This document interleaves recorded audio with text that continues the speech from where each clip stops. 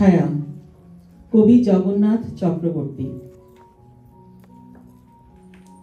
তুমি আমার খুব কাছে এসে বসেছিলে, যেমন করে সোনালি ফড়িং এসে বসে জলের কিনারে। তুমি, সম্পূর্ণ তুমি আমার মধ্যে পড়ে গিয়েছিলে, যেমন করে লোকে জলে পড়ে বা প্রেমে পড়ে। তুমি নয়, তোমার ছায়া।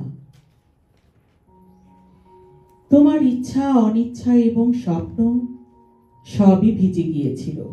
অবশ্য আমি সেজন্য দায়ী, কারণ আমি তোমাকে ঠেলে ফেলে দিয়েছিলাম আকণ্ঠ জলে আমার মধ্যে।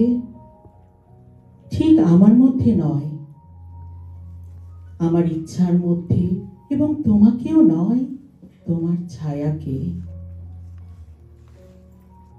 এখন তুমি কি করবে?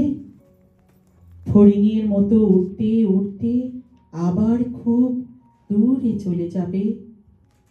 যদিও নিজের ছায়াকে ফেলে রেখে উড়ে যাওয়া সহজ নয়,